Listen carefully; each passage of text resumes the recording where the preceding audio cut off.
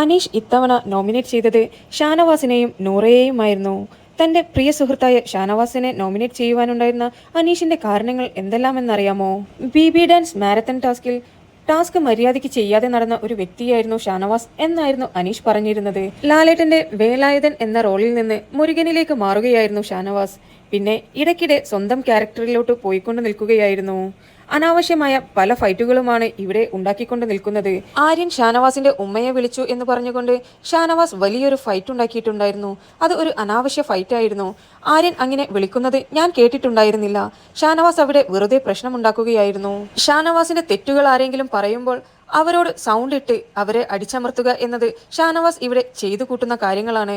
സ്ത്രീകളോട് വളരെ മോശമായിട്ടാണ് ഷാനവാസ് പെരുമാറുന്നത്. ലാലേട്ടൻ പറഞ്ഞിട്ട് പോലും ഷാനവാസ് അതിൽ ഒരു മാറ്റവും കൊണ്ടുവരുന്നില്ല. അതുപോലെ തന്നെയായിരുന്നു സീക്രട്ട് ടാസ്ക്. നല്ലൊരു ടാസ്ക് ആയിട്ട് പോലും ഷാനവാസ് അത് നന്നാക്കാൻ ശ്രമിച്ചില്ല. പകരം ടാസ്കിനെ കുളമാക്കാനായിരുന്നു ശ്രമിച്ചുകൊണ്ടിരുന്നത്. നന്നായി പെർഫോം ചെയ്യാൻ പറ്റുന്ന ടാസ്കുകളെല്ലാം ഷാനവാസ് ഇതുവരെ കുളമാക്കിയിട്ടേ ഉള്ളൂ എന്നായിരുന്നു അനീഷ് പറഞ്ഞിരുന്നത്. നൂറയെ നോമിനേറ്റ് ചെയ്യുവാനുള്ള കാരണം മുന്നേയെല്ലാം നൂറ വളരെ സ്ട്രോങ് ആയ ഒരു കണ്ടസ്റ്റന്റ് ആയിട്ടാണ് എനിക്ക് തോന്നിയിട്ടുള്ളത് എന്നായിരുന്നു അനീഷ് പറഞ്ഞിരുന്നത്.